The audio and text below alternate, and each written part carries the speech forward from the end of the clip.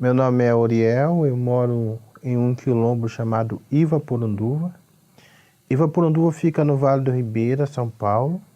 Fica o município de Eldorado. É uma região de Mata Atlântica, onde é cortada pelo rio, essa região. A gente mora na barranca do rio, num quilombo chamado Ivaporunduva. Eu venho de uma luta pela demarcação e titulação das terras quilombolas, e minha vida de militância sempre foi isso. Então cresci num quilombo e vivo a vida. Viver num quilombo é uma luta cotidiana. Do mais, tenho 46 anos. Voltou na universidade agora. Então, aos 44 anos, consegui terminar o curso de Direito e agora estou ingressado no mestrado. O debate que a gente tem enfrentado é a titulação das terras quilombolas, e eu sou advogado da CONAC hoje. CONAC é a organização que, de certa forma, contempla os quilombos do Brasil, é a Coordenação Nacional de Quilombos, ela tem organizações de todos os estados, e é uma organização dos estados. Então, os estados se organizaram e montaram uma coordenação nacional que chama CONAC. A CONAC tem uma sede em Brasília, e eu sou advogado e acompanho aí os amigos que são aí colaboradores com o movimento, que são os advogados, o jurídico da CONAC. Então eu estou mais próximo do jurídico da CONAC com assessoria e com as assessorias, porque não temos um mapa de saber quantos advogados temos que são quilombolas e formaram aí e que estão atuando. Então a gente tem organizações do movimento de direitos humanos, de organizações de movimentos sociais que têm assessoria jurídica, e a assessoria jurídica geralmente contribui na luta da CONAC. O quilombo de Ivaporunduva, ele já passou por um processo de demarcação, de titulação. Então é um território hoje titulado, registrado em nome de uma associação chamada Quilombo Ivaporunduva, e que a gente sempre fala como lema que terra titulada é uma liberdade conquistada.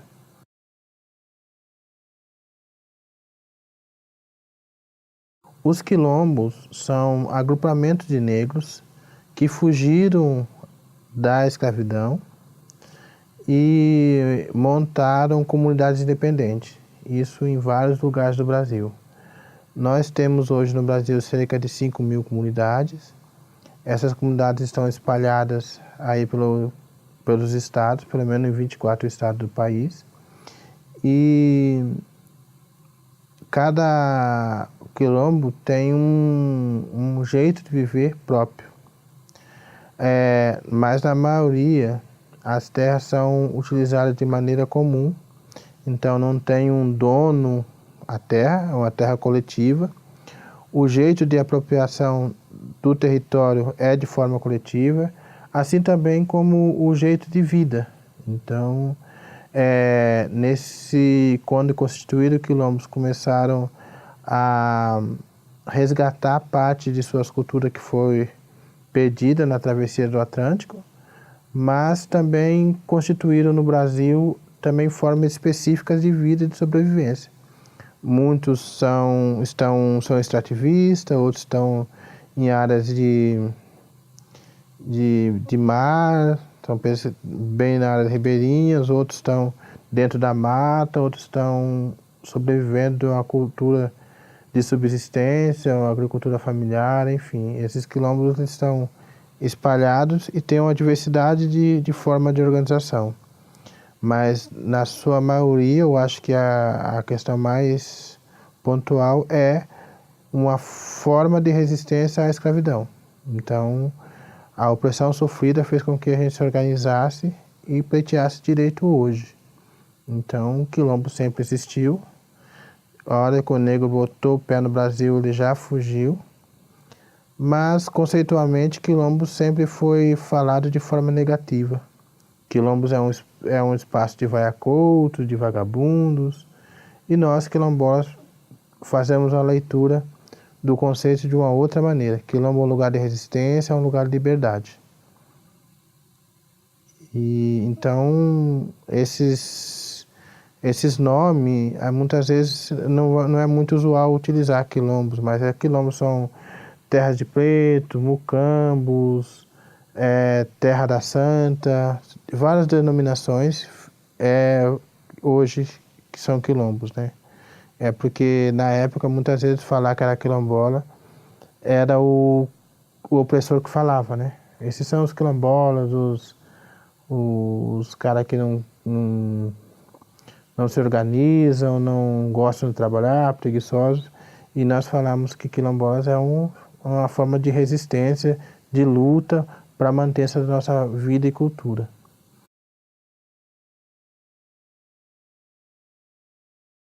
Então, esses territórios onde estão essas comunidades, eu tenho uma visão de que são áreas protegidas. Então, de certa forma, as áreas protegidas do Brasil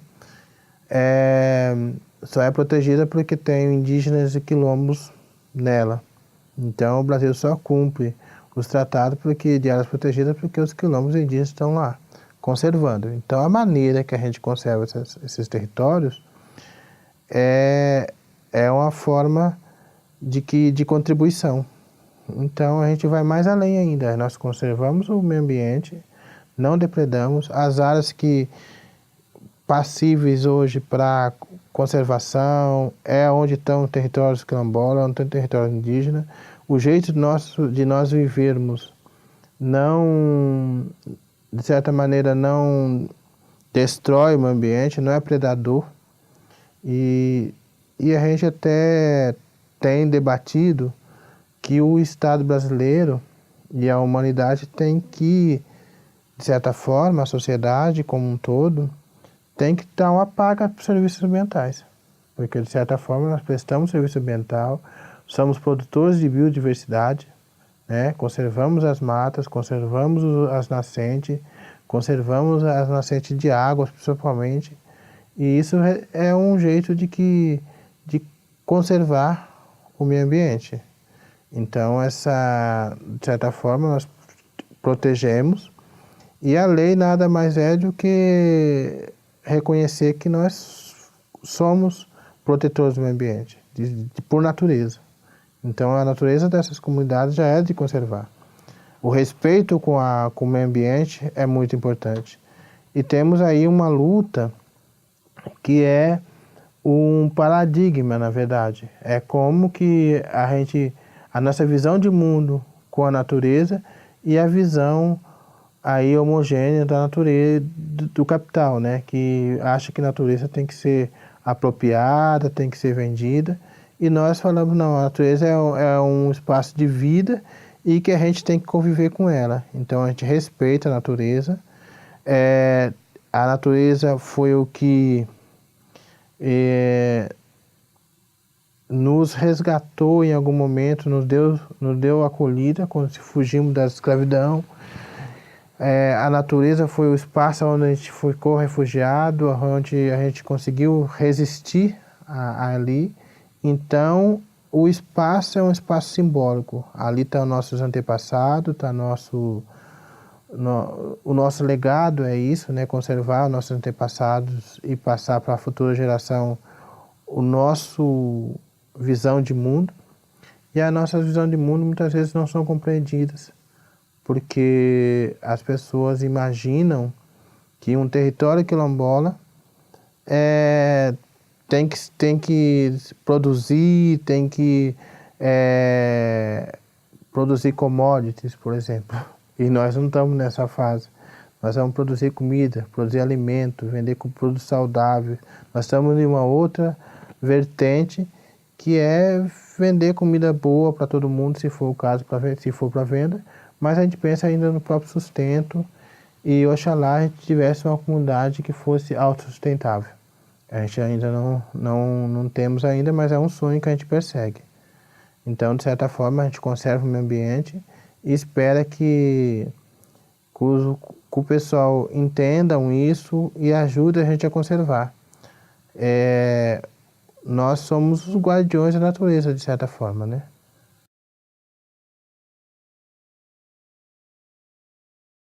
Eu apresentei um trabalho mais voltado para a questão de um mapa de como nós estamos, hoje os quilombos estão organizados no país. Eu falei um pouco dos dados, né, de quantas comunidades estão reconhecidas, quantas estão com processos abertos, quantas comunidades ainda faltam, e falei do tempo que vai demorar para titular essas comunidades se for nesse andar da carruagem aí, né? São mais de 600 anos para titular todas essas comunidades. Nesses 30 anos de Constituição, titulou poucas comunidades. Se continuar dessa forma, é o sonho nosso que um dia titule tudo, mas vai demorar um pouquinho mais do que a gente imaginou. Mas para quem já está 500 anos lutando, mais 500 a gente não desiste. Então, a gente veio aqui dar um recado, falar que nós existimos, que nós resistimos e que nós não vamos desistir da nossa luta. E essa luta eu também tive a oportunidade de falar que é uma luta que não é só nossa. É uma luta do Estado brasileiro, é uma luta da sociedade. O Estado deve, a sociedade e o Estado devem, de certa forma, pensar políticas reparatórias à escravidão. Foram mais de 300 anos de escravidão, onde a riqueza do mundo passou pela escravidão africana. Então, hoje, eu fui para a universidade e vi isso, que parte da riqueza que existe hoje foi fruto da escravidão. E no país também. No Brasil, parte da riqueza do país foi da escravidão. Então, a gente tem essa consciência e que o Estado deve reparar a gente. Então, esse foi o recado que eu falei. E nós somos, não é questão de socioambiental, somos pessoas que estamos aí bem numa ideia de um envolvimento sustentável.